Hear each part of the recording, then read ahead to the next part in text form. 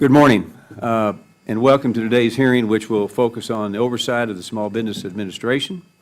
This hearing could not come at a more important time as our committee's list of questions for you, Administrator, grows day and day. And throughout the 118th Congress, our committee has taken our oversight duties very seriously. The agency was charged with distributing over $1.2 trillion in COVID assistance and is supposed to be looking out for the best interests of America's job creators. So this is not a responsibility we can simply ignore. Unfortunately, over the last 2 years, the SBA has stonewalled and delayed many of our investigations, slow rolling document production, and failed to produce substantive responses to the committee's requests. This lack of transparency has been extremely troubling, and Congress is charged with the power of the purse and does not give us confidence that we can allocate taxpayer dollars to you if we cannot receive timely answers when we think they are being misused. If we have the policy differences, that's fine. We should be able to look at all the information and come to a different conclusion. However, when information is being withheld from us, it gives a little confidence and diminishes the credibility of your entire agency. But we're going to continue fighting, and we will get the information we need to one way or the other. So one of the committee's largest concerns is the SBA's decision to enter a memorandum of understanding with the state of Michigan to help register voters ahead of the election. Not only is this far outside the scope of what the Small Business Administration should be engaged in, but federal agencies shouldn't be using taxpayer resources to insert themselves into our election process. So since March, the committee has been requesting documents from the SBA relating to the MOUs, and last night at 9:00 p.m., not a.m., but p.m., the SBA gave us almost 2,000 documents relating to this request. My staff is going through them as we speak, but this is the type of gamemanship that is ridiculous. The last-minute document dump is what we have come to expect from your agency, and instead of putting forward a good-faith effort to adhere to congressional oversight, you wait until the last minute when everybody's in bed, so we won't have time to go through what you produce so we can ask you meaningful questions. So aside from plain partisan politics in Michigan, the SBA has many things to answer for about their decisions to alter many of their lending programs. Early last year, your agency reduced the prudent lending standards within the SBA's flagship 7A loan program. While the SBA has touted that it has made more loans to America's small businesses, we have learned that data from the SBA lender portal indicates the early default rate has tripled since the prudent lending standards were stripped in the 2023 Biden-Harris SBA policy changes. Now, while the SBA has been operating on the platform that more is better, we must ask, is more really better when we are stripping borrowers with unsustainable amounts of debt, or strapping them? Administrator, your agency has proven they're unwilling to and unable to produce documents responsive to the committee's requests, and has worked to undermine the committee's investigations into various agencies of the agency, areas of the agency. Now, so today, we look forward to receiving clarity on the delay and dismissal of your requests and our requests. And as I have said many times before, we want to work with you, not against you. We want to work with the SBA to help Main Street America. So our nation's small businesses are facing brutal economic headwinds, and it's our job to ensure they have a fighting chance at success. That's the American dream. Small businesses' optimism remains at lows not seen since the pandemic. Inflation remains a top concern, and there has been little improvement as employers are looking to fill job openings. Additionally, America's job creators have been straddled with more regulations than they can handle or ever thought they'd have to handle. Administrator Guzman, I want to thank you again for being here with us today, and I'm looking forward to today's conversation. And I hope that today's hearing will provide a pathway for the SBA to get back on track. And with that, I yield to our distinguished ranking member from New York, Ms. Velasquez. Thank you, Mr. Chairman. And thank you, Administrator Guzman, for testifying before the committee today. There have been more than 19 million new business applications filed under the Biden-Harris administration, and women and minorities are leading the way. But that is not all. The economy has created nearly 16 million jobs, unemployment remains at historic lows, and we are making progress on the fight against inflation. Despite the good news, we must continue to do our jobs as legislators to root out fraud and strengthen the SBA programs and services. I commend your work to combat fraud created by the previous administration lack of control. Unfortunately, rather than work together on reauthorizing core entrepreneurial development programs and streamlining the 504 program, we have spent the second session of this Congress discussing the SBA MOU with the Michigan Department of State. The majority has fired off oversight letters, issued subpoenas, conducted transcribed interviews, and held multiple hearings. But what we have found, nothing but unfounded allegations and wasted resources. To be honest, I have served on this committee for a long time, and I am particularly troubled by the partisanship we have experienced. The committee has historically been a bipartisan committee that has worked together on behalf of small businesses. I am afraid that small businesses are getting the short end of the stick in this Congress. Instead of sitting down to negotiate on programmatic policies that serve entrepreneurs as they start up, create jobs, and grow their local economies, we waste precious time on messaging. My hope today is that we can learn more about the small business boom and what SBA is doing to help both these new firms and those already in existence. As the 1-818 Congress comes to an end, we must work together to set our priorities so that we can hit the ground running to build on the success of SBA programs. I would like to hear more about the implementation of the lending rules and steps that you have taken to modernize and safeguard the integrity of both the 7A and the 504 programs. And I hope to get an update on certifications for the Women-Owned Small Business Program as I continue to hear from women-owned firms and stakeholders that the resources and staffing levels remain insufficient to handle the number of applicants in a timely manner. With that said, I appreciate that this administration continues to send a record amount of prime contracting dollars to small business government contractors. But more can be done to level the playing field for small businesses, recruit more small businesses into the federal marketplace, and put more opportunities within their reach. I look forward to your testimony. Thank you. I yield back. Lady yields back. Before I start with introducing our witness, I want to take a quick second to congratulate the ranking member for her achievements on this committee. We may not always get along, as you've already heard. We're not getting along this morning, but about policy. But it's been a pleasure getting to know you. We've even talked baseball and some other stuff, and getting to know you and more thought throughout the years and working together to pass some actual meaningful bills in this committee, which we do that. So yesterday, she had a much-deserved portrait unveiling ceremony. Unfortunately, I could not make it for a personal reason, but I wanted to commend her again for that, and I want to commend her for the work she has done. She's been the chairwoman or ranking member since 1998. That's when I got out of high school. Since 1998, and I know her portrait will add certainly not some class, but class to the hearing room once it gets put on the wall. So I know when that happens, you're going to continue to be looking over my shoulder. And so less than more, I hope. But with that, I want to say thank you and congratulations for your leadership. And now,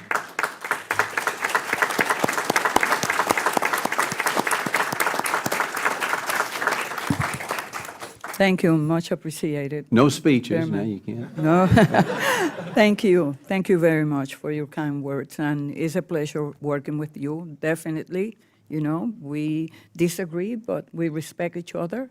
And we are driven by our desire to provide the tools for small businesses to do what they do best, and that is creating jobs in our economy. And yes, you know, I started out not too long ago, but I was very young, very young. You were. And still. Thank you. Okay, very good. So now, Small Business Administrator Isabel Guzman has testified before us many times before, so I'll keep this brief. Administrator Guzman was confirmed in March 2021 as the 27th Administrator of the Small Business Administration. Prior to becoming SBA's Administrator, Ms. Guzman served in multiple capacities in the agency for 9 years, including as Deputy Chief of Staff and Senior Advisor at the SBA. Ms. Guzman has also served as the Small Business Advocate for the state of California. Administrator Guzman, thank you for appearing before the committee today, and I'm looking forward to this important discussion. And, of course, we always claim you as being a Texan. So I now recognize Ms. Guzman for her 5-minute opening remarks. Thank you so much. Of course, by my father's mother and father, it's multi-generation Texan, so yes. Well, Chairman Williams, Ranking Member Velasquez, and all the members of the committee, House Small Business Committee, thank you for the invitation to appear before the committee today. I think there's a lot to talk about, so glad to be here. America's small businesses are giants in our economy, powering our nation's economic growth and creating good-paying jobs in our communities. As SBA Administrator, I've had the opportunity to meet these businesses in visits across the country, including to many of your districts, where I've seen firsthand how Americans are realizing their dream of small business ownership and entrepreneurship and managing challenges with their trademark grit. We continue to see a record-breaking small business boom across the nation, with American entrepreneurs filing more than 19.4 million new business applications over the last 3.5 years. That annual rate of new business filings is 60% higher than the historical average and represents a resurgence of business dynamism after years of decline. As President Biden likes to say, starting a new business is an act of hope and confidence in the economy, and these filings speak to the grit and determination of America's entrepreneurs to take that first step on the path toward business ownership. This small business boom is powered by women and people of color who are starting up at the highest rates. And in Arkansas, I recently visited a pizzeria whose owners received an SBA 7A loan from one of our new small business lending companies to open their first brick-and-mortar location. In Dallas, a small business owner told me how an SBA loan allowed her to open a new 7,000-square-foot women's wellness center in 2023. A North Carolina business owner showed me a new child care center that started with an SBA Community Advantage loan. Entrepreneurs are leveraging investments in America and strong consumer spending, thanks to continued wage growth outpacing price growth, to expand their businesses and create jobs. American small businesses now employ nearly 11 million more workers than when this president took office. Over the last 3.5 years, we have instituted transformative regulatory reforms, invested in technology, ensured our services are available to more people, and cut red tape to better address persistent market gaps, including reversing a decade-long decline in small dollar lending. As a result, SBA has expanded capital access for startups, rural businesses, and those owned by veterans, women, and minorities. SBA expanded its lender network to increase competition, tackle those 1,600 rural banking deserts, and fill gaps for underserved entrepreneurs. To date, SBA has increased its nonprofit 7A lender network to 142 and opened its SBLC program to add 2 new rural-focused institutions to reach underserved communities. We can do more to create more competition, fill market gaps, and incentivize private investment. So SBA has reopened the application window for any organizations interested in SBA lending to become national small business lending companies or nonprofit community advantage SBLCs, providing a vital source of capital in underserved communities. SBA has also strengthened its government contracting and business development programs to ensure small businesses can do business with the largest buyer in the world, the federal government.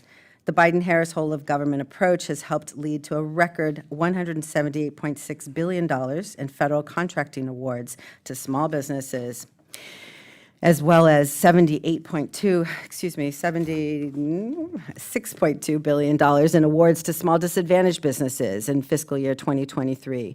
And for the first time ever, in the first year ever as well, we hit the 5% service-disabled veteran-owned small business goal, which had been raised from 3%. As we near the fiscal year's end and remain on high alert at the peak of hurricane season, I am proud of the important work SBA has done across the whole agency to better support communities impacted by disaster. SBA's modernization efforts have streamlined average disaster loan processing times from over 100 days to less than 2 weeks on average from filling out the application. This is a marked improvement that is giving disaster survivors peace of mind earlier in the rebuilding process. We have modernized the SBA while continuing to manage the temporary pandemic lending and grant programs that saved millions of America's businesses. And while those pandemic programs are no longer dispersing new funding, millions of small business owners continue to rely upon SBA to service their loans. I stand by my commitment not to turn my back on Americans who turn to SBA for help during the crisis. So SBA continues to prioritize counseling and servicing actions to support these hardworking business owners. Our work at the SBA centers on ensuring we hold accountable all of those who violated the public trust in these programs as well. So in partnership with DOJ, the RSBA, OIG, and other law enforcement, we continue to work to recoup tax dollars largely lost in those early days of the pandemic. I look forward to our discussion today and reviewing the great work that the SBA mission-focused employees do every single day. Thank you so much. Thank you very much, and we'll now move to the member questions under the 5-minute rule, and I now recognize myself for 5 minutes.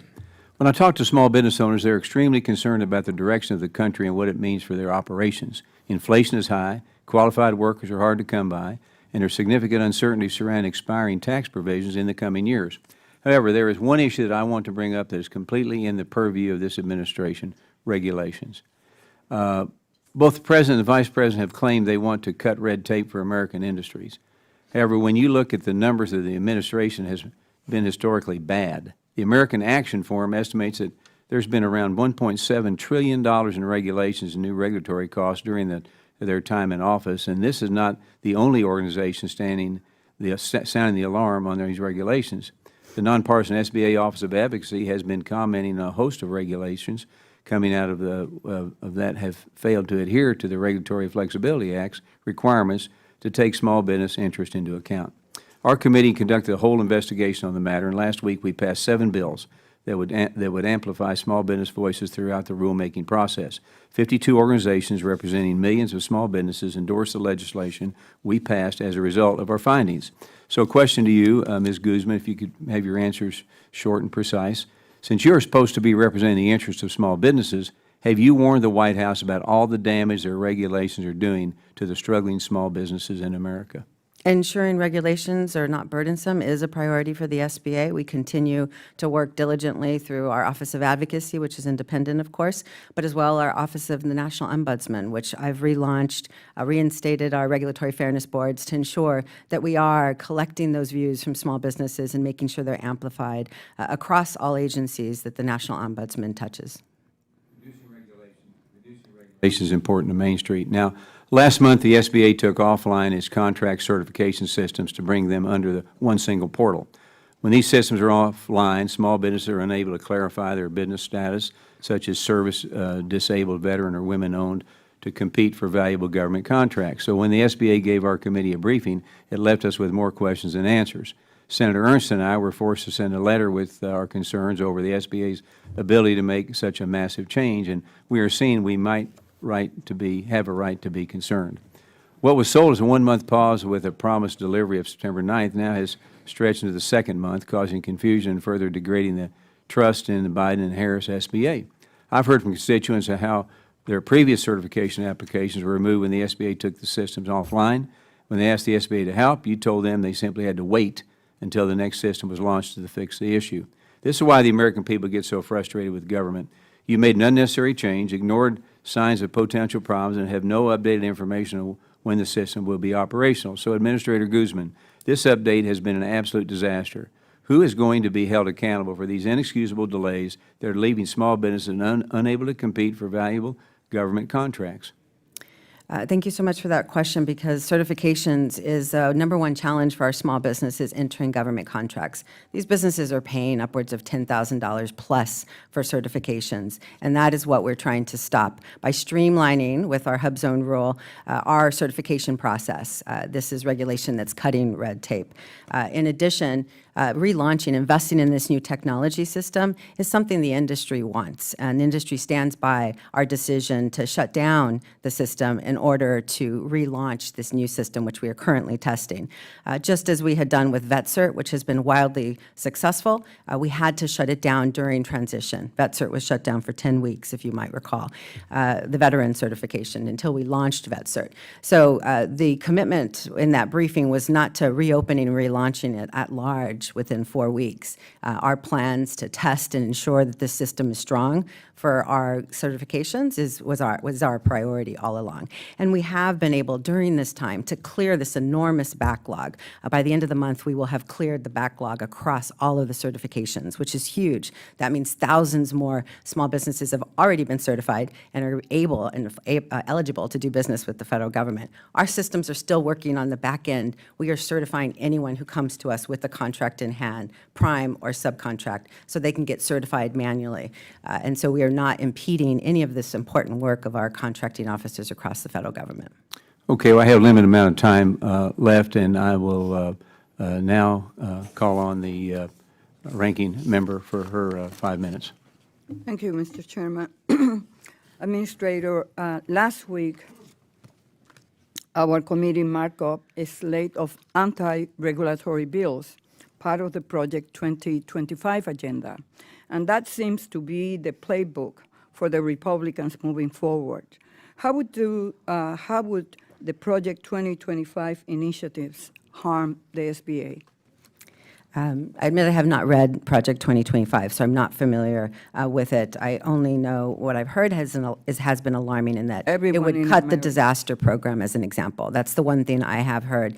In the disaster program, our governors across the country depend on this program. SBA steps in and declares disasters without the presidential declarations in many occasions. I have more than 30 disaster declarations, half of them governor declared. And so to strip the disaster program for communities who need it, just so that more businesses will get insured, is not, in my perspective, a way to get communities to recover. Thank you. Let's sift through the partisan rhetoric we will hear today. Under the National Voter Registration Act, state governments may designate federal governmental offices as voter registration agencies, correct? Under the NVRA, yes, agencies may work with states. SBA signed an MOU with the Michigan Department of State to promote voter registration, and it complies with the NVRA, and all activities are nonpartisan, correct? That's correct. What will be the cost of these activities? This is minimal cost. We have not spent a lot of time on this because it's about posting on our website a link to the states with which we enter into an MOU. And so the time for my website designer to put a link is the time that we invest in this on an ongoing basis. So let's be clear. Despite the rhetoric you're hearing today, the Biden administration is not violating the law, and SBA is not misusing taxpayers' dollars, correct? Yes, this has been a minimal resource commitment, and we are not registering voters directly. We are not actively doing anything on the ground. This is a website link. Have you visited the districts of the members on this committee, both Republicans and Democrats? I've visited both Republican and Democrats. I've offered to visit everyone. Which I've not been Republican able to. district, for example? There's been a few, of course, the chairman, as well as Representative Van Dyne, Representative Bean, Representative Salazar. And again, I've offered to the other members my time, at any time, to come and visit with their small businesses and understand the challenges. We have two members on this committee from Michigan. So it is fair to say that you were invited to Michigan twice to talk about small businesses, similarly to the two requests from Florida members. Yes, I have visited Michigan and Florida. Okay. Regarding the new contracting system, the chairman asked you about, will you commit to providing GAO the documentation they have requested and ensuring that the committee is made aware of any issues in a timely manner as they arise during or after the rollout? My understanding is that my team has already been working and collaborating with GAO and sharing information, so I will follow up and find out what remains and definitely commit to continuing to work with you as we roll out this very important and cost-saving measure. SBA is soliciting comments on potential changes to the mentor protege program. But the request for information was included in an unrelated Federal Register notice, which has led to confusion. I understand that SBA has agreed to formalize this request and cast a wider net, set clear deadlines, and allow for feedback. Have you done this? That was always the intent in terms of regulatory process. We are not writing regs on the mentor-protege or joint venture. We were doing pre-regulatory discussions, talking to people. For example, at our Office of National Ombudsman annual meeting, we had a hearing specifically on joint ventures and MPPs based on information I was hearing from the veteran community in particular to ensure that as we're seeing this huge increase in joint ventures, that we're tracking what's happening. So we are talking to multiple communities, and that is our commitment, always has been. Thank you. I yield back. Lady yields back. I now recognize Representative Stauber from the great state of Minnesota for 5 minutes. Thank you very much, Mr. Chair and Ranking Member Velasquez, for holding this hearing today. And thank you once again to Administrator Guzman for your attendance. With my time, I want to briefly walk through a concerning timeline. On March 7th of this year, the CEO of Funding Circle said that they were not going to retain the SBLC license and were not interested in 7A lending. They also revealed that they had not received a final license from the SBA, only an initial award. Less than 3 weeks later, on March 20th, you testified before the committee and contradicted the statements of Funding Circle's CEO, announcing that Funding Circle would begin lending soon. On April 1st, Senate Small Business Chairwoman Shaheen sent you a letter saying that she was troubled to learn that the SBA was still considering approval of the SBLC license in light of the CEO's statements and cautioned the SBA to not issue the license. What else happened on April 1st? Despite Funding Circle's own statements that they were never going to keep or use the license, and despite the concerns of Congress, the SBA finalized that license. Lo and behold, the company that said they weren't going to participate in 7A lending was telling the truth about their intentions, sold their U.S. operations in the summer, and surrendered the SBLC license back to the SBA in June. And here's the kicker. They never made one 7A loan. Instead of awarding one of the new SBLC license to a company that was willing and able to make loans, what Funding Circle did was hold the license captive for 8 months, never helping one single borrower. And Administrator Guzman, you aided that. That's the real story here. Not Funding Circle, but SBA's mismanagement of the process. The company said they would not retain or invest in the license, and you gave it to them anyway. The final piece of this timeline is that on August 9th, the SBA announced that beginning September 2nd, SBA's Office of Capital Access will accept more applications for licenses for both regular and Community Advantage SBLCs. Despite this most recent debacle, SBA is doing it again. You testified about a private company's intent, contradicting their own public statements. You doubled and even tripled down to Congress. Either you perjured yourself or you were really duped. This is a black eye on the agency and its decision-making ability, which has been scrutinized by members of this committee and the small business community since you became the administrator. Administrator Guzman, do you know the last time that the set aside for oversight activities at the Office of Credit Risk Management was increased? That the set aside, excuse me? The Can you set clarify aside- that question, please? Do you know the last time that the set aside for oversight activities at the Office of Credit Risk Management was increased? We have been increasing their resources. S&E, since the last time we met, has gone up to 45. It was the last. With 2 vacancies. 2014 was the last time it was We have increased. increased their resources. How They have more understaffed people. is the Office of Credit Risk Management since the SBLC expansion started last year? Since we last spoke, we've increased from 35 to 45. So we have shored up because we need to increase competition. In the to last fill those SBA, gaps. excuse me, in the last SBA OIG report, it says the Office of Credit Risk Management is understaffed by 38%. The entirety of For SBA. over- excuse sorry, me. I thought you were asking a question. For over a decade, the SBA has invested and under-prioritized human capital at the Office of Credit Risk Management, all while it has doubled the 7(a) loan program, putting American taxpayer dollars at risk. This recent expansion of SBLC licensing represents yet another example excuse me, of three-letter agencies in Washington creating rules made by unelected bureaucrats with significant consequences for taxpayers and American small businesses. So instead of, instead of helping small businesses, your agency is busy creating opportunities for waste. This isn't just bad policy. It's irresponsible policy for hardworking Americans who will be the ones paying for your mismanagement.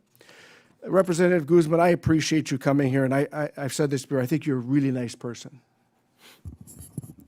I don't know how far or how long you would last in the private sector, and I yield back. The gentleman yields back. I now recognize Representative Phillips from the great state of Minnesota for 5 minutes. Thank you, Mr. Chairman. I think you do just fine in the private sector. I happen to be someone who has served in it. I'm not sure how many of my colleagues on this committee have.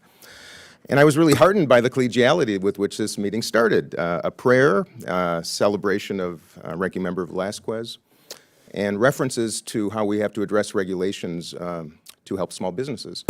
I think that's actually a bipartisan agreement. I just wish we would actually take the damn time and assess those challenges, work together, and come up with some solutions. And maybe if this damn institution wasn't spending 10,000 hours per week raising money and wasting its time doing that, we could actually get to work, because I know we are in agreement. You know, I've had you to Minnesota a couple times, Ms. Guzman, and we visited small businesses. They've expressed their gratitude.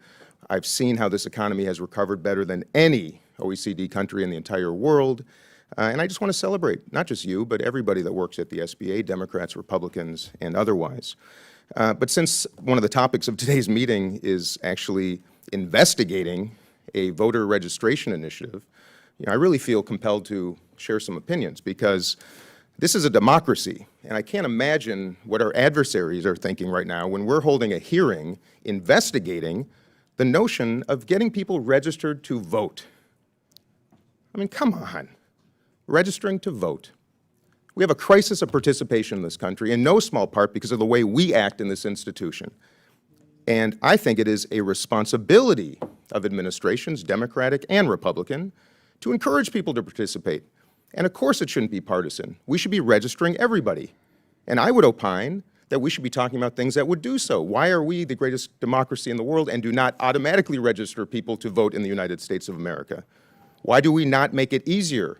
Why are we trying to make it harder? And why in the world would we be condemning a democratically elected administration in the United States of America for trying to encourage people to participate? Those are my opinions. I'd hope that we could agree on doing what we can to get people to care, to get out and vote. And by the way, that means Democrats and Republicans, and I am just as passionate about the former as I am the latter, and gosh, I hope we can get to it. So thank you for listening to my perspective. Administrator Guzman, do we have your commitment that any voter registration activity undertaken by the SBA has and will continue to be nonpartisan and in compliance with the NVRA, the Hatch Act, and all other applicable legal and ethical requirements? Yes, that's what we have aimed to do. Thank you. I think it's really darn important, so thank you for agreeing to that. I was also heartened to see that the White House convened a recent summit on worker ownership. You know, it's very important to me. I think we need to inspire an ownership economy, support small businesses, which are the lifeblood of this country.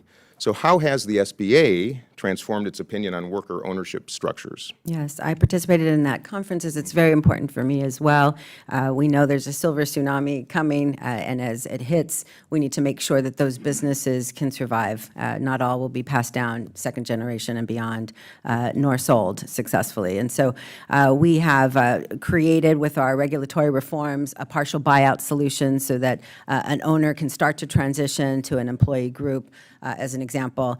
We have now offered delegated authority on our ESOP lending within the SBA, which was a blocker for some time. And we continue to lean into working with the key organizations to ensure that our programs are more utilized, including on the SBIC side as well, where we see strong activity in employee ownership in ESOPs and leadership from the private markets as well in this area. Can you be a little more specific about capital access? Because that is something I hear from small businesses, even more than regulation. Right. Just accessing capital to get their businesses off the ground. There still remain huge gaps, and that's the agency's mission, is to try to fill those capital gaps, especially in underserved markets, which includes startups as well. But we have our regulatory reform hit that problem directly by trying to increase competition, attract more lenders who are focused, whether that's on ESOPs or critical technologies for the Department of Defense or the infrastructure. So we've really focused on our rule reforms to simplify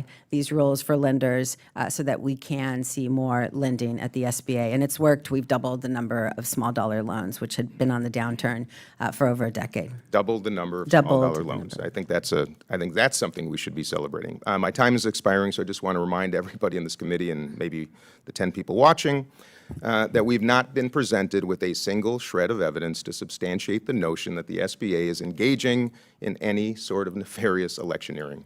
And once again, we should be trying to encourage red and blue voters to vote. Thank you. Gentleman yields back. I now recognize Representative Musser from Pennsylvania, great state of Pennsylvania, for 5 minutes. Thank you, Chairman. Thank you, Administrator. So, at your direction, lending standards, prudent lending standards within the SBA 7(a) loan program were removed. And since that occurred, the SBA's own data indicates that early default rate has more than doubled. Early default rate has more than doubled since the prudent lending standards were stripped in 2023. Biden-Harris SBA policy changes. See, I believe joy comes from results, not from rainbows and unicorns. So, can you explain why, since these were removed, that early default rate rose by 102% in the last 12 months? $27 billion in loans were made over a one-year period. The default rate prior was 0.5%. And it has gone to 1.07%, costing the American taxpayers about $135 million in bad loans that were made. So when my colleague, Mr. Stauber, said something about the private sector, it's a shame to say. I mean, I don't think any bank CEO would consider that a good year. So maybe you can explain to us why you think that was a good year. I'm happy to. And if you had done a full chart, you would have seen that this is almost I have a full like chart. a circle. I have a 2-year chart. But even before then. So during the pandemic, obviously, we had forgivable loans. We had COVID idle. We were also paying for payments and interest for anyone who had an SBA loan at the direction of Congress. And so you saw a huge dip in the default rate. And now it has begun to rise again, normalize a little bit high, but it's still within normal standards. And as you see in the banking sector, with high interest rates, banks are seeing the same types of activity. Is it true? I'm just looking at results. I'm looking at what happened. And you're going back to, I don't know where to. I don't even understand what you were just saying. Is it true you removed the startup businesses for $5 million loans without requiring any minimum equity injection or down payment from the borrower? That's a simple yes or no. Was that removed? We've simplified our rules, but no. I mean, we continue to Well, you have simplified the performance. rules This by is a removing zero subsidy collateral program. requirements, and therefore it cost the American taxpayer in bad loans $135 million. How do you get around that? That happened. By when you the collateral requirements. So in order to pay for this, right? Currently fees are zero on loans of $1 million and less, meaning the SBA isn't earning fee income on over 85% of the units, while losses are doubling, increasing, escalating increases. This is not sustainable. So you're going to be coming to us either looking for more money or increasing the fee waivers. Fee waivers will be reduced or eliminated to generate revenue for rising program costs. I mean, you think that's a well-managed situation? I'll leave it to repeat you. that the taxpayers do not pay for this program. It's a zero subsidy program. Not since the last administration, in 2 years, had the agency requested a subsidy. We have not requested any type of subsidy supplement. So no, this program performs within its entire portfolio to create, zero cost to the taxpayer in terms of You don't subsidy. think loan requirements have been minimized and it has cost the federal government, you don't want to pretend that it's not the taxpayers' money, but it is, okay? Are you disputing my numbers? Are you saying these numbers are not right? The subsidy, I know my subsidy, and the subsidy is a zero Oh, impact the right now. subsidy? Oh, okay, so what's in escrow, and where does that subsidy come from? Fortunately, we have a diversity of loans from the within our American taxpayer. portfolio. It The comes from full small portfolio businesses. performs. Okay, that's great. That's a lot of dancing taking place. That's where it comes from. You know, I do want to ask a question about this registration issue, because you had all your staff lawyer up. Your chief of staff, I think he had 4 or 5 lawyers when all we wanted was the information. Okay, you hired a woman by the name of Jennifer Kim for, I believe it was $185,000 a year. Okay, her entire background has been to work with Democrat. No problem. Okay, that's her choice. Democratic campaigns. Okay, only. Okay, in Michigan, you hire her. She's a community organizer and such. As what was her title? Okay, as associate administrator of the Office of Field Operations. Okay, no experience with small businesses whatsoever, just community involvement. And you, by the way, visited 48 to 9 Democrat to Republican districts. Are you saying for $185,000 a year plus expenses, she has not registered? Anyone? She has not registered a voter? I'm not sure what the Thank you, question Mr. is Chairman. about. I yield back. I now recognize Representative Chu from the great state of California for 5 minutes. Well, thank you. First, I want to thank you, Administrator Guzman, for responding to us so quickly when we had the Monterey Park, California shooting, where 11 people died and 9 people were wounded. It was an incredibly traumatizing time for our community. But you immediately came out, and together we visited the small businesses that were nearby. And that's when you said that it would be good to declare a disaster for the local area. That disaster declaration was made, and you even got a support center to help the community with the loan process. It was through these loans were extremely low-interest loans, the EIDL loans, and with such a generous payback provision. And I was just told that there were 75 such loans made, which is really incredible. So thank you, Administrator Guzman, for that incredible generous act that you made, and such a responsive act. And also, I thank you for supporting small businesses nationwide. And right now what I'd like to do is to provide you with the opportunity to respond to any questions you weren't able to previously from colleagues. Well, just, one thing I'd like to clarify again is that the strength of SBA's loan guarantee programs across the board are that they are zero subsidy on an ongoing basis, which means they don't cost the taxpayer. Small businesses are not taking loans off the backs of Americans. This is a really strong public-private partnership. And my team, I have full confidence in them, are able to manage this incredible loan portfolio. We've been able to grow because we've invested heavily in technology. We're following the rules and best practices that we saw with great success on the SBA Express program, and translated that to larger loans up to $500,000 so that we could simplify the process for our lenders. Cutting red tape for our lenders means ultimately cutting red tape for our borrowers. And so that is why you've seen the results that you've had. In addition, I would say that 1982 was when we last had small business lending companies open. We were still using pen and paper. We are not in the same era. My 14 SBLCs are strong performing all my SBLC program, including both Community Advantage, over indexes to startups. They fill gaps in underserved communities. And clearly, with so many small businesses relying on their personal wealth, if they have it, as well as credit cards, there is still a lot of work to do to fill market capital gaps. And so I just dispute the fact that the SBA teams are not equipped to be able to manage this larger portfolio. They do an excellent job, and we've instituted strong controls for those lenders that are new to our program, and in particular, but of course, all of our supervised lenders within the program. So, I think that if time to have a further discussion, or if any members in particular would like a further briefing to understand the dynamics of this SBA portfolio, we'd be happy to engage. In fact, the SBIC program is very successful, and that is a loan guarantee program. The SBIC program, it's our small business investment company. We have over 300 licenses.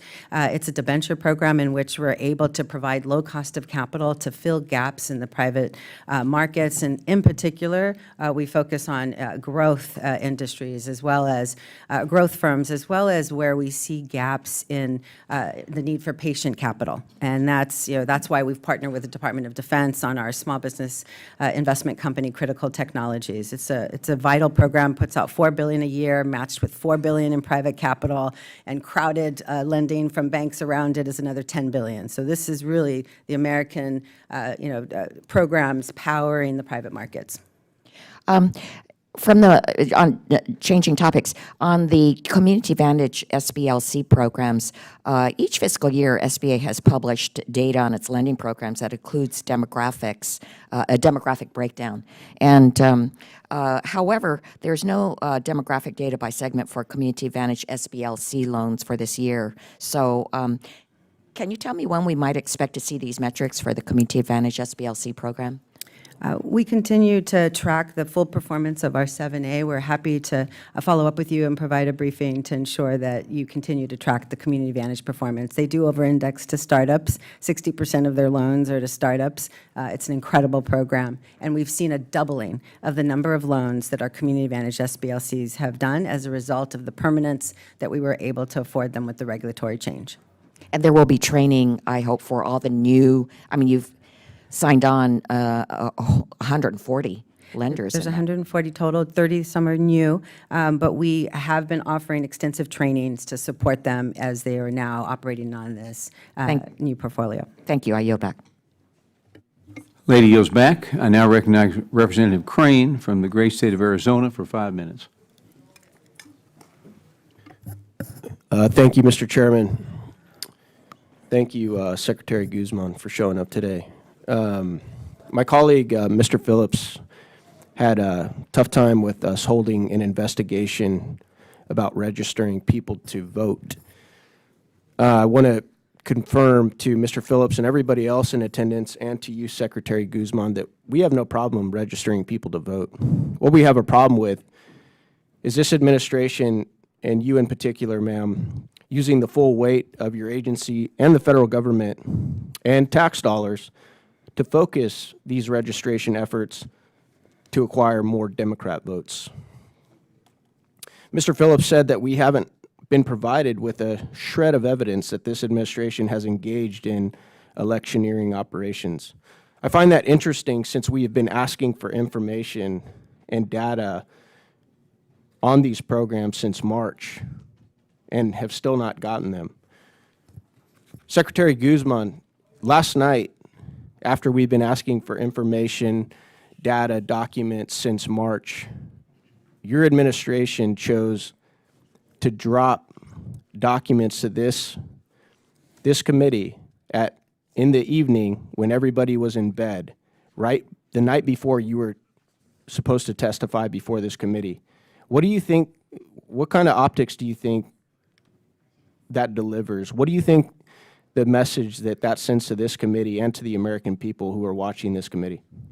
The agency has scaled up. I've actually expanded the staff to comply with all of the requests for letters and information. So was that just a coincidence, ma'am, that This was we've our been push. asking for 6 months, and all of a sudden last night, before you were supposed to testify here today, you chose to send us 2,000 pages of documents? On this particular issue, we had already sent over 1,200 pages of official calendar entries. We had already sent 3,000 pages in response to 8 different production response. Last night was more calendar items for additional months. Secretary Guzman, do you believe it's an appropriate use of your time and resources to be going out and trying to register Democrat votes? I do not. I do not go out and register. Again, it is a link on our website. I go out and meet with small. Oh, business so you owners. don't go out and hold, you guys don't go out and hold events across the country and then bring in the state to register voters? No, we do You're not. not doing that? No, we do not. So you're defying the executive order that President Biden laid out? We are Yes. complying as best as we can as a small agency by putting on a website link for small businesses who are seeking information to be able to go directly to the government, nonpartisan government source. So you're trying to convince us that your efforts are bipartisan, is that correct? They are nonpartisan. That's So they're correct. bipartisan? You're trying to register Republicans and Democrats? Is that what you're trying to do? Is that what I'm you're not saying? trying to register anybody. I'm trying to provide information to small businesses who are interested in registering. No, to vote. that's exactly what you're trying to do, per the executive order. Ms. Guzman, since that's your position, I'm guessing that you brought data to support that. How many Democrats has your administration registered with these events? We launched the link on our website about 6 weeks That's not what I'm ago. asking. I'm not We have asking about the registered link. I'm zero. asking We have how many registered how many zero. Republicans versus how many Democrats have you guys registered to prove that this isn't partisan? There have been zero registrations as a result of the links that we've put on our website. And we don't register voters. We don't have registration events at the SBA. We meet with small businesses about access to capital and contracting and networks. And So you have no data to take back I to do your have boss? data. It is zero. Unfortunately, this So has not zero? been effective, and there have been zero registrations as a result. So this has not been an effective program. I am also So it's not been an doing effective it. program? So you're Well, going out I'm- there. I will say that, yes, Wasting zero. your I'm not time and wasting- resources on an ineffective program. It sounds like you're being about as effective I've spent for more the time- small business community as you are in registering voters. That's I'm what you're very saying? effective for the SBA programs, which I'm happy to talk about. That's why I'm here to talk about the SBA's programs. This was a website link. This was not a priority that I spent my time personally on, as I've shared with you. And so in terms of, putting the website link up 6 weeks ago, you're asking how many people have registered as a result. It is zero. Okay, so businesses right now, small businesses, because we hear from them all the time, we've conducted multiple hearings, are getting crushed right now with regulation, inflation, and struggling to hire qualified employees. And this is the type of stuff you're spending your time on. Well, I will spend more time talking about voting and our NVRI. One last question, response Mr. in Chairman. this committee than in the entire How do time you of this square spending your time with going on 48 trips for Democrats and only 9 for Republicans? Gentleman's time has expired. Can she answer the question, Mr. Chairman? Quickly. How do you square that? I go out and meet with small businesses because small businesses are not in the halls of Congress. They are on Main Streets. They are in innovation. Time is up. 48 to 9. Time is up. I now recognize Representative Skolton from Michigan, for great state of Michigan, for 5 minutes. Thank you so much, Mr. Chairman. Thank you, Administrator Guzman, for being here today, though I do apologize for the content. We have some very serious things that we need to be talking about, but we have been abysmally wasting our taxpayers' time and resources on this witch hunt, which clearly is going nowhere. I want to address some pretty serious implications that the committee has made in the past about you and your agency not being fully accountable to some of these questions regarding voter registration in particular. Do you know how many times you've been asked to testify before this committee, ma'am? Oh, I don't have a count. It's multiple times, but not just me. My senior leaders have testified multiple times, and we've had multiple briefings. And I've also invited the Republican members to my office for an additional briefing. Thank you. Have you or any member of your staff ever declined to come here when you have been invited or refused? For me come to here? testify? For you to No, I've testify. not declined. One time it didn't work with the schedule. Have you ever refused to testify or offer an alternative date? I've always offered alternative an dates. alternative correct, date. yes. We're recalling one, the first time that we discussed this very topic, there was no one from either you or your administration that was invited to come here and provide information. So we're glad that the committee finally did have you here. Has the SBA altered its core mission in recent months to now be fully committed to registering individuals to vote? No, I mean, we are focused on helping businesses start, grow, and be resilient, and disaster communities So the recover. core mission of what you do has not changed in recent months to electioneering? No. I didn't think so. I really have to echo here what my colleague from Minnesota said in his comments about the critical importance of helping and encouraging participation across the country. Like my colleagues across the aisle, I share their concerns about the increasing role of unelected officials, bureaucrats, they might say, playing an increasing role in deciding politics. That's why I think it's so important that individuals have the right, whether they're going to vote red, they're going to vote blue, they have the right to register, to vote, and to cast their vote when they're eligible to do so, so that they can have a voice in this process. More than just an opinion, the attorneys among us especially know this is actually required by law.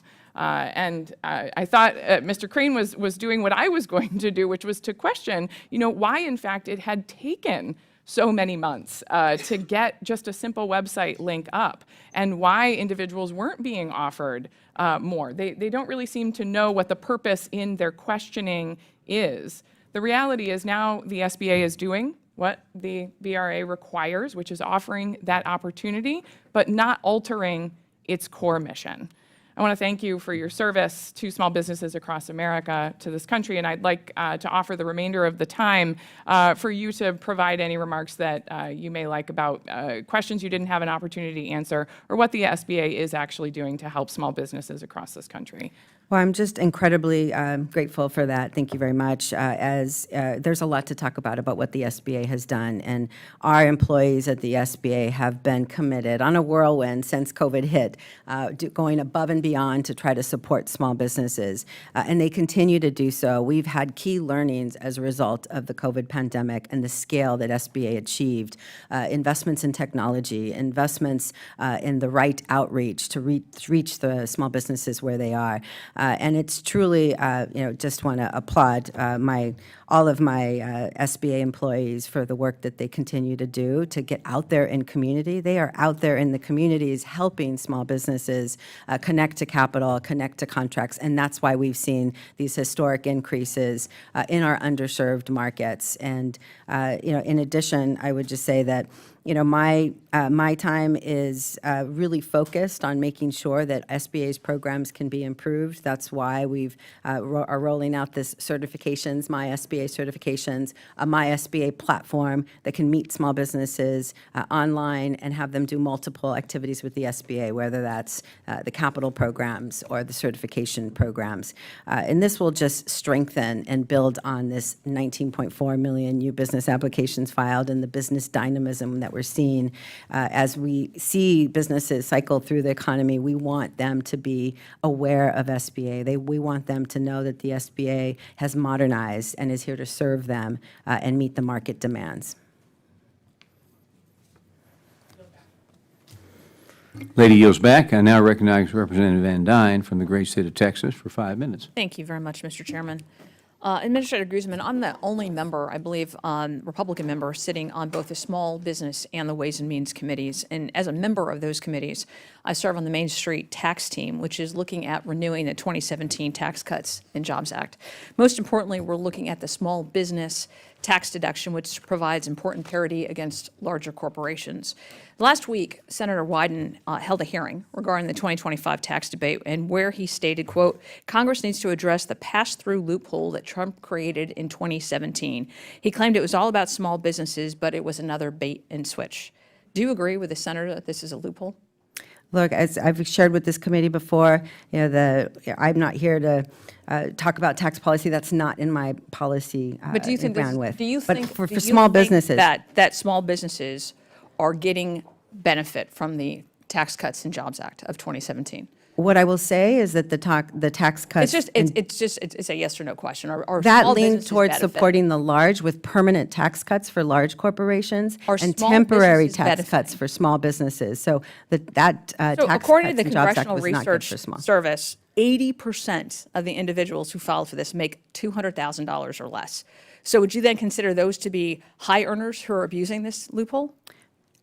I think that small businesses overall will tell you, 3/4 of them, that they want a fair and So have you balanced sat down tax with small system. businesses and they've told you that they are not supportive of the Tax Cut and Jobs Act? No, not at all. Not what ha- supportive so of the what hap- temporary nature for So- small and the So what have permanent the nature small for businesses large. told you about the Tax Cut and Jobs Act? Have they told you that they are all for the research and development and depreciation and expense? Again, those were temporary, and the R&D has already expired, unfortunately. So it would be nice to have those It would be great. components. Yeah, we actually for sent it small over to the businesses. Democrat-run Senate, and they're sitting on that bill. And the 'cause we reason actually why did it's send that over. the reason why it's difficult for me to come in and advise about tax policy, because it has to be a complete set of policies. And so for you to say whether or not one thing is good or not, we did have a complete set, but is no, not a I'm, complete set. but surely you should be able to talk to these small businesses, and they will tell you, because they've told us. They've told us very clearly, this is what's working for us. This is why we were able to bring back jobs that were overseas because the Tax Cut and Jobs Act. This is why we were able to invest more in our businesses, more in our employees, more in our future, and be able to grow our business because of these tax cuts. And now they're leaving us. Oh. They're going to be over at the end of the next year, and we need to have them permanent. Was what I they've been 100% telling. agree with you that it is unfortunate that those were temporary tax cuts for But small these are businesses small and businesses who are permanent for benefiting. large. These are small businesses who are benefiting. Those are benefits to small businesses completely, yes. Because it just seems as if this administration can't reconcile the commitment to raising taxes on families making less than $400,000 when we're looking at This the major administration- 80% of those people who are benefiting made less than $200,000 from that, quote, loophole from Senator Wyden. This administration has been committed to making sure that for anyone making 400,000 and under is So not attacking is the not tax experiencing policies raised that were taxes. benefiting those who are making less than $200,000, you don't consider that an attack on those folks? The Biden-Harris administration has been clear that they are not interested in seeing taxes go up So- for anyone under $400,000. I know that's- And those are set to expire. There's what they say, but there's what they say and there's what they do. And if you look at just alone inflation that they've caused from their policies, everybody making less than $400,000 is paying almost 20%. Everybody making over $400,000 is paying over 20%. So Inflation- I would argue that, yes, that when we say that we're not going to be taxing, when you look at the actual expenses, that's a lie.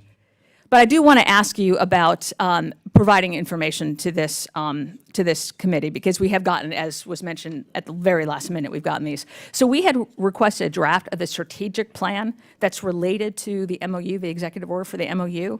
Why hasn't the SBA produced this document to us when all interim and final strategic plans were specifically named in our subpoena? And will you commit to giving us this document by the end of the week? I'll follow up with my team on that specific We document. hear this, I but do you have any not idea know. why we were not provided a copy of the strategic plan? I do not have specifics on the strategic plan. I know we've provided you with an MOU. I mean, you said you gave us 1,600 pages. We've And then you gave us an provided- additional 2,000 pages last night. Are we going to get the strategic plan? And if we haven't gotten it in the 2,000 pages, which it doesn't look like we have, we'll be able to get it by the end of the week. I'm not familiar with that specific request, so I'll have to follow up with my team. Okay, can you get us a response by the end of the week? Oh, yes, I will Of can exact respond date that whether or we can not. expect to get that? We also have yet to receive any of the requested Microsoft Teams messages or emails for nearly 20 months of the request. Could you explain why we haven't gotten these documents either? I know that this is a very long process to go through, to clear documents, to then send How them many over months to you. do y'all But we've sent in need? total tens of thousands of pages of documents across And yet they've all been, the they've requests. been non-responsive is the problem. Well, So thank you we very can much. I agree yield or back. disagree on that. Back, I now recognize Representative Davids from the great state of Kansas for 5 minutes. Thank you, Chairman, and to our ranking member for holding this hearing. And thank you to Administrator Guzman for being here to testify on items related to the SBA. I'm disappointed that I missed your recent visit to the Kansas City metro area. So I'll dive right into my questions here. Earlier this year, I hosted a roundtable for small businesses in my district, and several folks mentioned that they received help from SBA's SCORE program. And I also got the chance to recently to sit down with our SCORE Kansas City chapter and heard about some of the work that they're doing. And just in fiscal year 2023, they had 85 volunteers mentor nearly 900 clients through almost 2,000 sessions in the Kansas City metro area. And in Kansas alone, there were more than 200 new businesses that were able to get assistance from SCORE. And I wanted to see how you would assess SCORE's program, what the nationwide impact looks like, and whether whether the SBA is supportive of Senate proposals to turn that program into a competitive grant. Well, the SCORE program is great because mentorship is often one of the most successful tools for training our small businesses, mentorship and cohort models. And so SCORE has really been successful in leveraging great expertise. You have mentors in there who have launched and sold multiple firms, who were the top-level marketing execs at large Fortune thousands. And so it's a very successful model. And what I would say in terms of our support, we continue to support SCORE and its ability to carry out its mission and expand its mentorship in underserved communities in particular.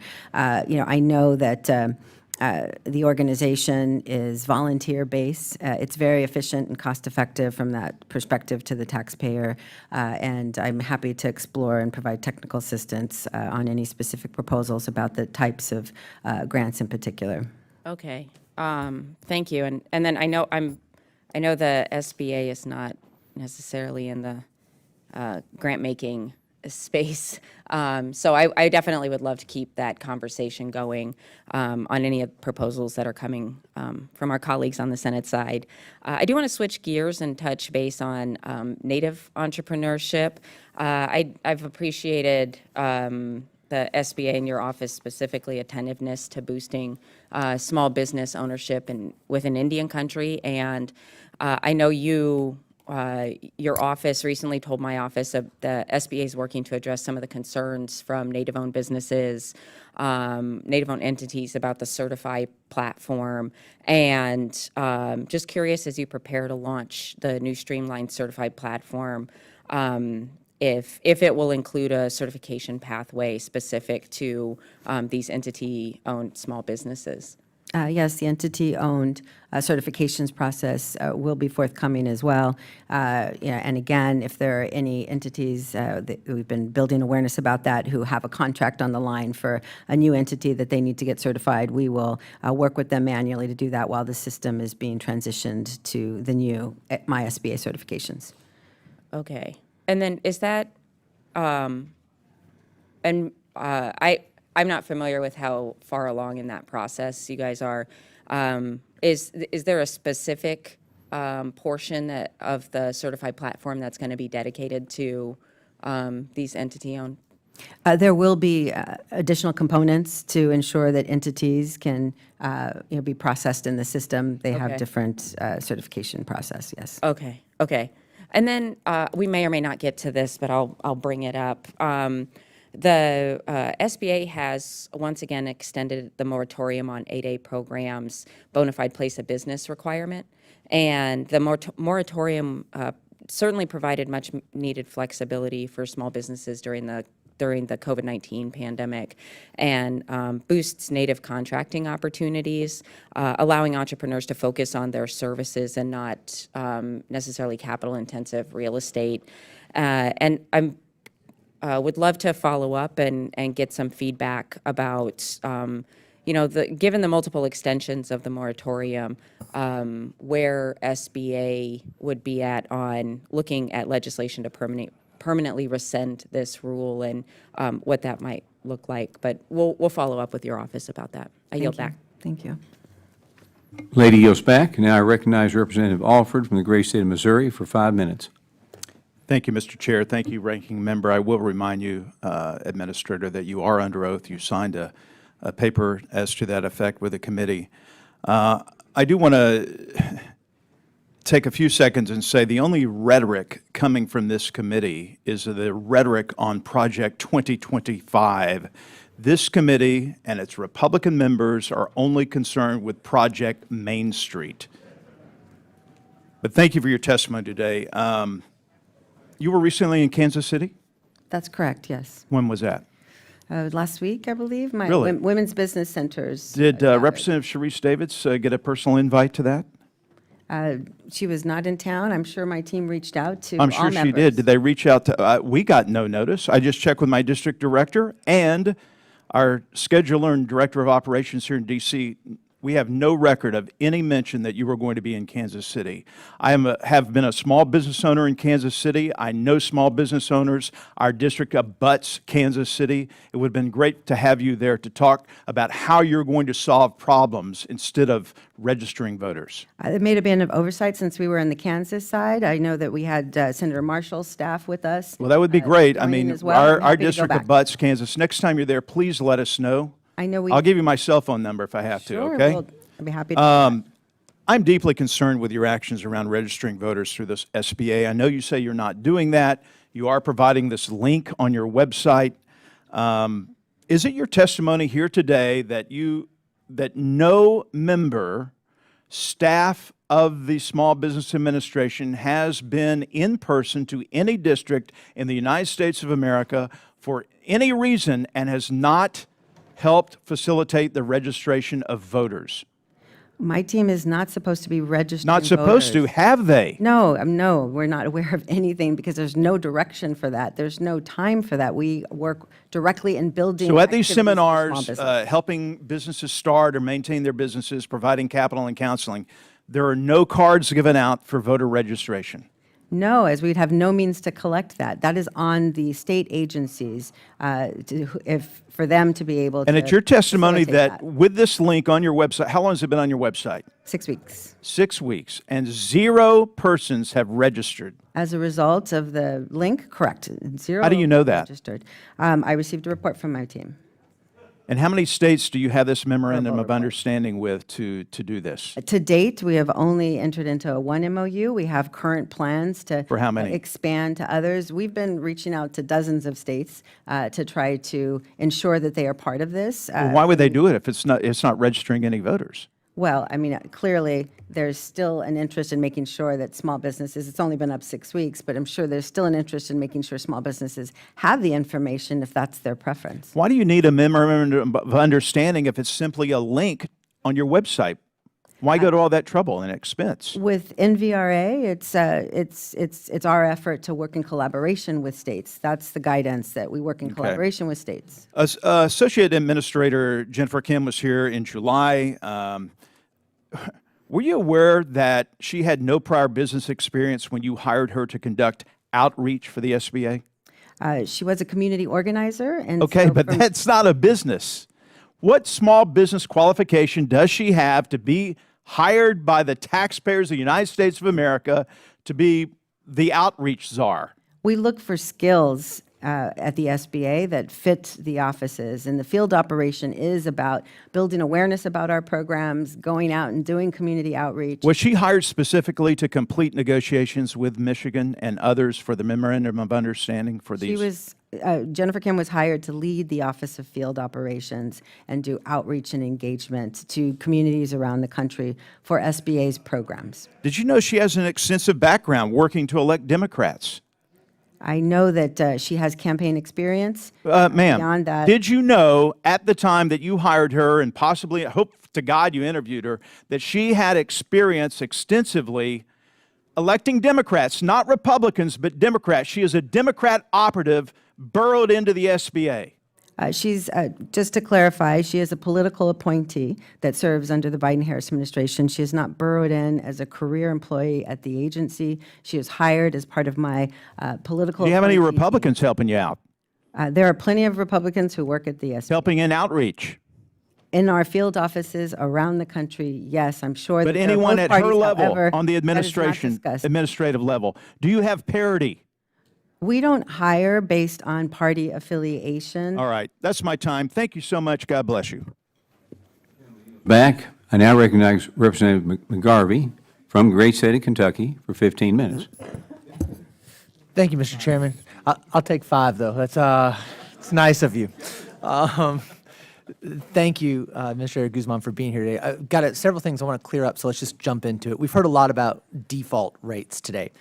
Can you take a minute to explain the current and pre-pandemic defaults with 7A? What I was trying to explain with that chart is that it needed to have some previous years. We saw a huge dip in our default rates during the pandemic. Remember that SBA was actually paying for the loan, loan payments, including interest and principal, on behalf of businesses that had an SBA loan during the pandemic. They were also getting forgivable loans. There was cash flowing out there, and so we saw a huge dip in our default rates. And then it's climbed back up. Of course, like all banks right now, with high interest rates, a majority of our 7A loans are variable rates. We are seeing challenges in our portfolio, but they are still within a reasonable rate. Again, this is still a zero subsidy program, and the agency has not requested subsidy since the previous administration. So putting this in pretty simple terms, you were here pre-pandemic. In the pandemic, you go down because of everything that was happening during the pandemic. Now you're trying to get back to where you were in pre-pandemic levels. Well, I mean, we'd love to see continued very low defaults, but these are within reason. The current rates that were shown are within reason. Perhaps we're obviously at a point where we're monitoring very closely, but hopeful. I don't know what's happened at this hour, but hopeful to see those interest rates come down a little bit so that there's relief for all those variable rate holders in our portfolio. And appreciate you being attuned to the interests of small business and small business owners. Also appreciate your willingness to go to all these districts. I know you have offered to every member, Democrat and Republican. I also know that it's been a sincere offer. When we took you up on it, you came to Louisville, Kentucky, and met with our small business owners and truly listened to what they had to say, which I think not only is instructive for you all, but can't tell you what it meant to our small business owners to know that you all are listening and pushing to do the right thing. So thank you for doing that. A couple other questions, and I want to give you a chance to answer a few of them. But number one, the federal government is not registering voters. Is that correct? That's correct. That's correct. And so, I think all eligible voters, all of our citizens who are eligible to vote, should be registered and should vote and should have the resources to know how to do that. All you all were doing was putting a link on a website that would allow people to take them to the state where they live and register to vote if they're not already registered, correct? That's correct. And nobody used it. There have been people who have visited, but no registrations is what I was saying. 0 registrations today. So even though I think everybody on this committee shares the goal of eligible people being registered to vote, and it's a good idea in theory, hasn't worked out all that well. And again, we shouldn't, on this committee and in this place, we should be figuring out how to register eligible voters and encourage participation, not discourage participation, regardless of party affiliation. I've got a little bit of time left. I want to switch gears on you a little bit. We're working on some stuff right now, things like drafting a resume, identifying sources of capital, connecting with local resources are all hurdles that people who are formerly incarcerated face when trying to start a business. Are SBA programs like SCORE positioned to provide entrepreneurship training to these individuals? All of our resource partners can provide training to that population, and especially as SBA implemented reforms to ban the box to ensure that the 1 in 3 Americans that have criminal records will have a more streamlined access to our capital programs. The SCORE in particular has great mentors, and I don't know that they have a specific program that's targeted or formed for formerly incarcerated, but I'm sure that they would be great partners in doing that outreach. And do you think this is an opportunity to reduce recidivism, help people who've served their time and then able to contribute to their communities? Yes, I mean, nearly a third have difficulty finding jobs, and so oftentimes entrepreneurship is that pathway. Awesome. Thank you very much. Mr. Chairman, I yield back.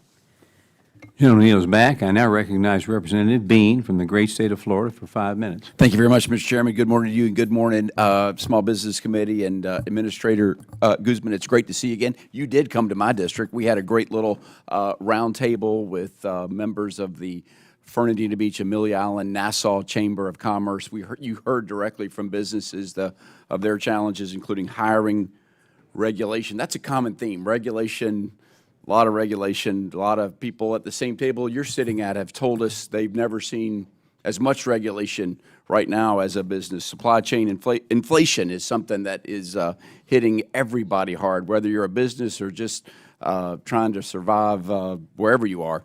And thank you for doing that. I recently, over the August break period, had another roundtable with the Clay County Chamber of Commerce. And if they're watching, Clay County Chamber, thank you for bringing members. And we had another table. We heard the same common theme, Administrator Guzman, hiring, regulation, inflation, big supply chain. What's growing right now is the dark clouds that threaten every small business of this giant tax increase because of the expiration of the TCJA that's coming next year. I try to read everything across my desk or try to pay attention. What's the plan for SBA or the current administration? What are we doing to make sure that we don't just stick it to small business? Are you on board on trying to renew these tax cuts? We're happy to provide consult to Congress as they determine what the tax policy will be for the United States. This is not, the U.S. Treasury is the one who would consult, of course, primarily. But of course, we hear from small businesses, anything that hits their bottom line is an impact, as we heard during our roundtable. So you're worried about it too. You're worried about these tax cuts. We're worried because threatening the storm clouds coming in and just battering these small businesses.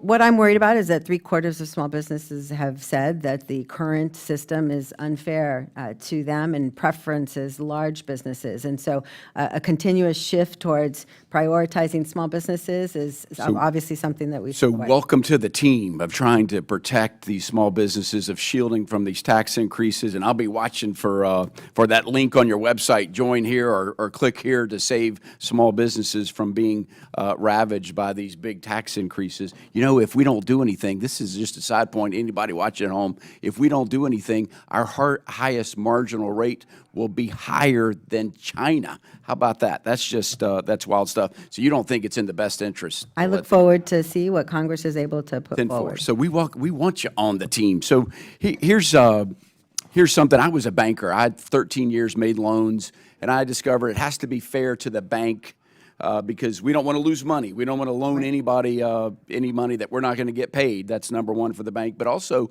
we want to make sure that that borrower has the ability and means to pay it back. We don't want to saddle them with anything they can't pay back. So it's fair. We want to make it right there in the middle. But I always had a plan B of getting collateral or getting something that in the event the business went south, we were going to get paid back so we could continue to make loans.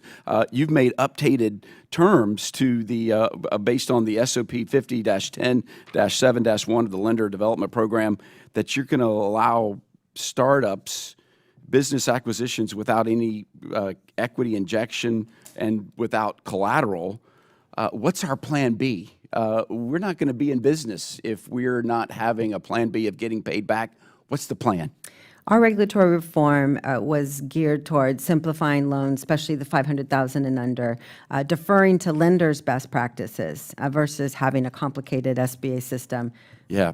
We're not going to be in business long, though, if there's not a way of the plan B. So to look at that, the default rates, I know we talked a little bit, but they're going up. They're going up, and I know there's a lot of factors. I was listening when you said that, but our job is to preserve the capital for the taxpayers to support the program, and when we get away from that, again, only in the crazy town can we loan money where we don't expect to, or at least don't have that plan B to come back. One thing to assure you is that we require personal guarantee. We also require collateral at over $50,000. It's industry best practice and standard. Secretary Guzman, please take that link off. It's a distraction of registering voters, and I know you probably didn't even know it was there. I don't know if you know it was there, but it's a red flag for everybody. We've got so much work to do protecting Main Street. Thank you for coming. It's good to see you. Thank Have you. a great day. Too. Gentleman yields back. I now recognize Representative Molinaro from the great state of New York for 5 minutes. Administrator Guzman, thanks very much for being here. I want to return for a moment to the 7A loan default rate. I obviously acknowledge, and in fact, by the way, as county executive in Dutchess, New York, we were actually one of the first counties to qualify in New York State for SBA assistance during COVID. But it's convenient to use COVID as sort of the launching point for your data set, right? Subsidized, of course, the undermining of the economy. We come out of COVID. Yeah, sure, default rates will increase, right? That kind of makes sense. What would you think the default rate was prior to COVID? I'm single digits. Yeah, 1%. And so we go into COVID having experienced about a 1% default rate. Of the current defaults, right, we're now at about 3%, 2.7+% default rate. Of those, right, so the current defaults, what percentage do you think of those were issued, let's say, in the last 12 months? Of defaults, but still the No, I didn't potential ask you. for collection. I'm sure that there's, with I'm the- sorry, I'm a cool, calm, quiet kind of guy. Simple from upstate New York. What percentage of the defaults currently would have occurred, let's say, from loans issued within the last 12 months? Could you guess?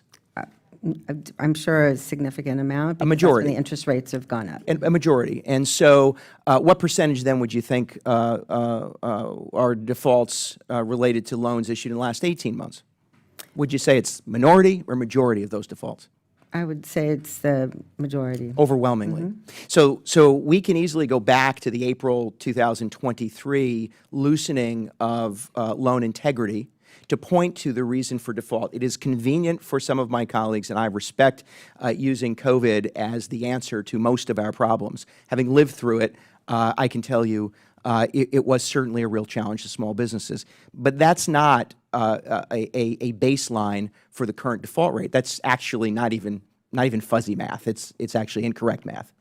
We're seeing a skyrocketing increase in defaults in loans that have been issued well past COVID, but subsequent to the change in the rulemaking change by your administration, undermining loan integrity. There is no other way to look at it. The absence of appropriate oversight and the ability to loan without standard protections is real. And acknowledging that and perhaps attempting to fix it would put my small businesses and as a member of Congress, me, in much better mindset when it relates to the work you're supposed to be doing on behalf of protecting both small businesses and taxpayers.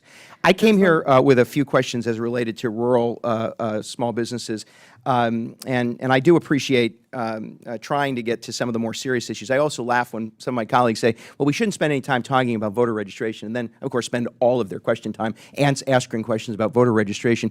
But when I got here, the ranking member asked you about Project 2025. I feel like that every time I come to this committee meeting, I'm in some sort of deranged version of the Wizard of Oz.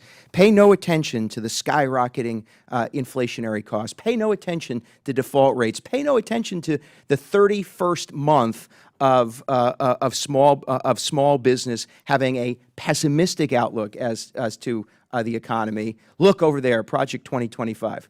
Have you read Project 2025? As I stated, no, I have not read it fully. How many members of Congress do you think you've asked or talked to who have read Project 2025? I have no idea. Do you think any member here has read Project 2025? I have no idea. Okay, so I've not read Project 2025. I don't have time, nor do I care. Are there left-leaning think tanks in America? There's, yes, on both sides, there are multiple Do you think tanks. that they too have presented lunacy in the form of policymaking? I do not, I'm not going to comment on those. But it's really possible that they have projects something or other on the left as well, right? I think what was unique about Project 2025 is That you there was a didn't lot read. of former administration. That you didn't read. There were a lot of former. Yet you had a administration fulsome people. answer about one question as it related to I've it. heard one thing that was alarming, yes. Of course, someone called to my attention that it was Is it the Child policy? Disaster Program. Is it policy? Is what policy? Project 2025, is it established policy? No, I have not read it. Is it legislation? That's why I have not read it. But you know about it, and you can Correct. speak to It's in its the news. frightening nature. It's in the news. I just think it's a disservice to everyone, and a waste of my time to have the administrator of the SBA and the ranking minority member start a hearing that, by the way, has nothing to do with voter registration. I didn't even say it. There's no title about voter registration. It's about oversight. Waste our time trying to distract about a policy paper that no one's read, no one has any intention of moving forward on, and quite frankly, my small businesses don't care much about. What they do care about, however, is the massive rate of inflation and the high cost of doing business in rural communities more than ever. Despite the tenor and the tone of my questions, I welcome you to upstate New York because our communities and our small businesses know what it's like to be left behind. Thank I you. look forward to visiting. Gentleman yields back.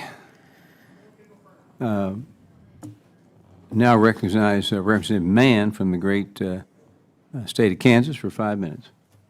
Thank you, Mr. Chairman, and thanks for hosting today's hearing.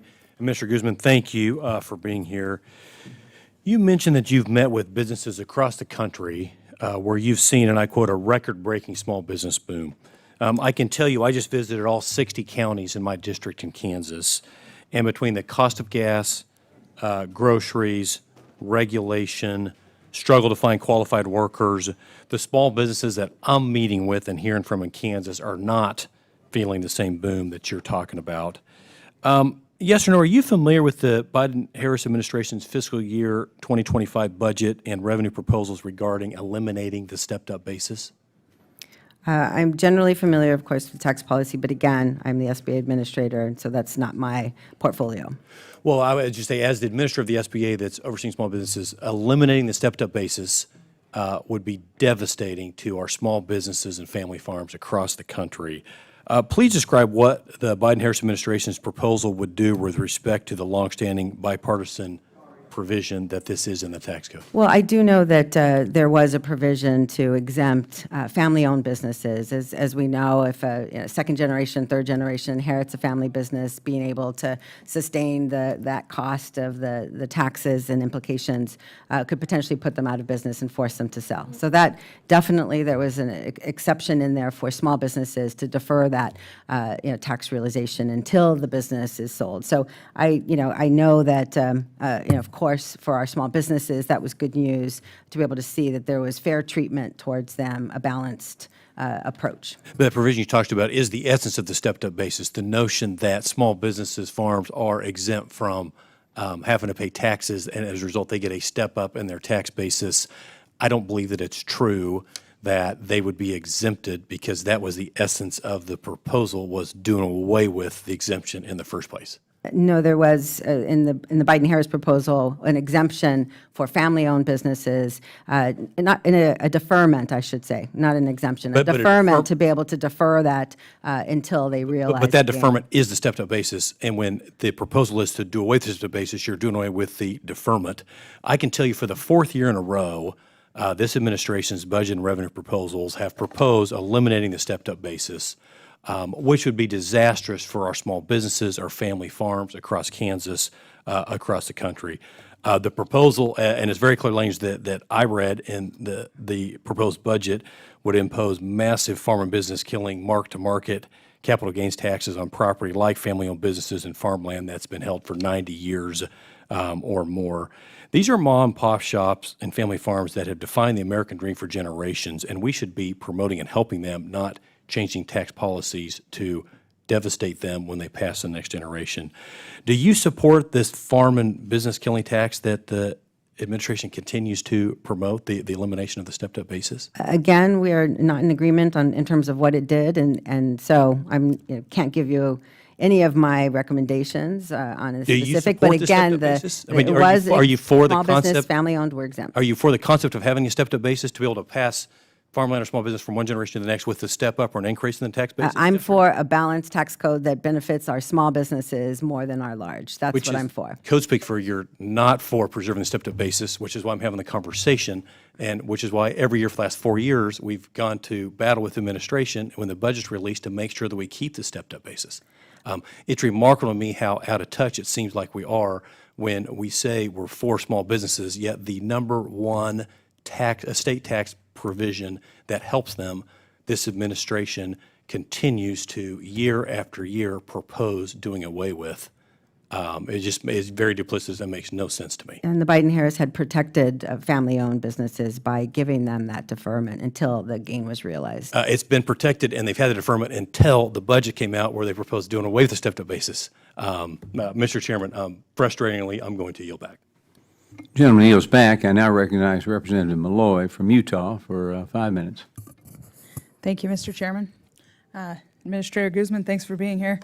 You've heard from a lot of my colleagues. I'm not going to go over everything they've already brought up. I just want to say I share the concerns of my colleagues about SBA being involved in elections and in things that are outside the mission of the SBA for structural reasons by themselves, but also because I'm concerned about the SBA being focused on helping small businesses.